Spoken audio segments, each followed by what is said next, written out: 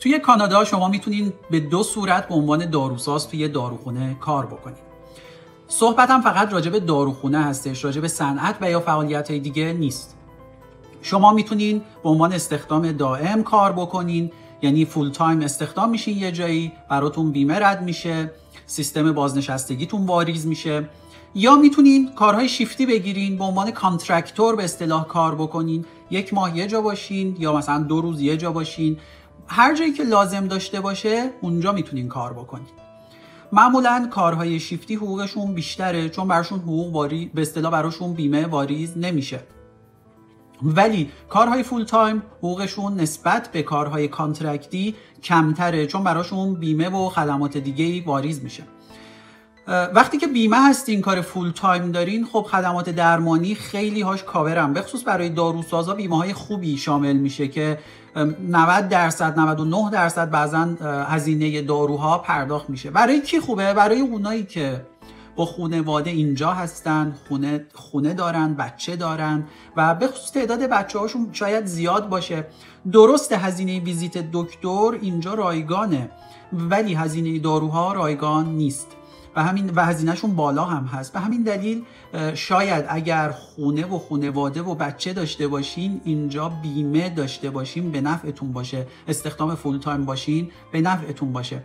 ولی یک بدی داره، بدیش هم اینه که نزدیک 50% حقوقتون رو به خاطر همین بیمه نمیدونم برای مالیات، برای پولی که برای صندوق بازنشستگیتون واریز میکنن، برای این چیزا نزدیک 50% حقوقتون رو کم میکنن.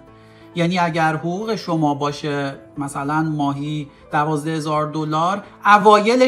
اوایلش کمتر کم میشه ولی رفته میبینین که مثلا به جای $12,000 میاد $8,000 تحویلتون میدن یا مثلا $6,000 تحویلتون میدن چون که به اصطلاح ازش مالیات کم کردن. ولی وقتی به عنوان کانترکتور کار میکنین کل حقوق رو یه جا بهتون میدن. یعنی اگر قرارداد 1 ماهه بستین با یه جایی به مبلغ مثلا $15,000، کل $15,000 رو بهتون میدن، در عوض بیمه‌تون نمیکنن و هیچ مسئولیتی در قبال هیچ چیزی برای شما ندارن.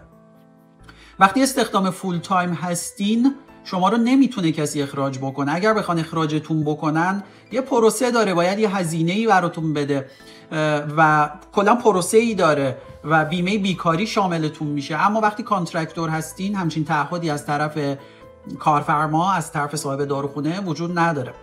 اما کانترکتوری هم مزایای خودش رو داره. شما میتونین روزهایی که دلتون میخواد کار بکنین، روزهایی که دلتون نمیخواد کار نکنین. و یا اینکه اگر روحیه ماجراجویی دارین مثل من، میتونین سفر کنین به شهرهای مختلف، به جاهای دور سفر بکنین و زندگی رو به اون سبک هم تجربه بکنین. استان آنتریو استان بزرگیه. یعنی استان آنتریو به تنهایی مساحتش شاید بزرگتر از نصف ایران باشه به لحاظ مساحتی. به خاطر همین شهرهای زیادی داره، شهرهای دور افتاده، شهرهای نزدیک، شهرهای زیادی داره. الان من توی شمال آنتریو هستم، توی یک شهری به اسم رد لیک که حدود 4.5 ساعت با پرواز فاصله داره از تورنتو، البته با کانکتینگ فلایتش.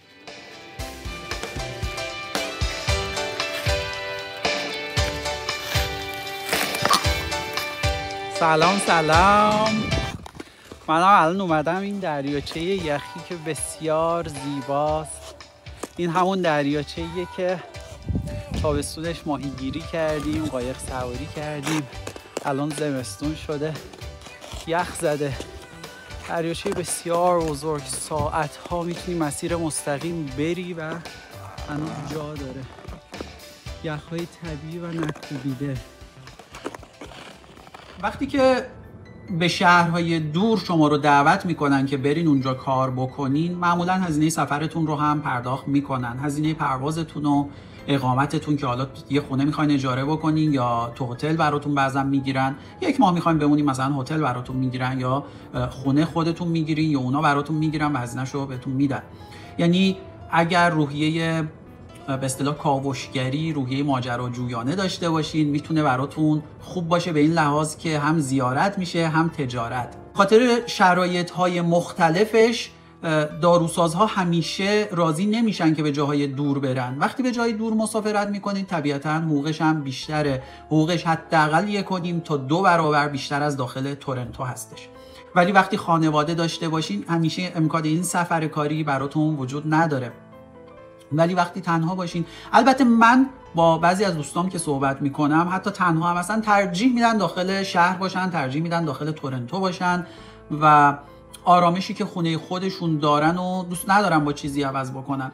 یعنی نسبت به سلیقتون میتونین لایف استایلتون رو تنظیم بکنین. وقتی کانترکتور هستین میتونین در هر شهری توی این استان کار بکنین. خب بذارین یه چیزی نشونتون بدم.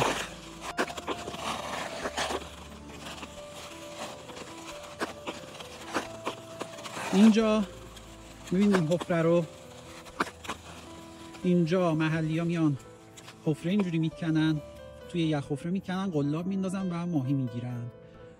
بعضا حتی شب هم میمونن با خودشون پیکنیک میارن، چادر میزنن، روی یخ چادر میزنن، پیکنیک میزنن و همون ماهی که اونجا گرفتن و باربیکیو میکنن و لذت میبرن.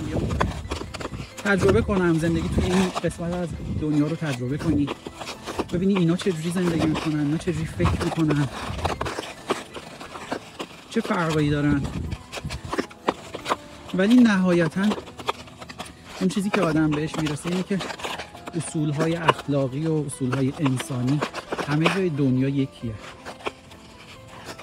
یعنی خوبی کردن، خوب بودن همه جا خوبه.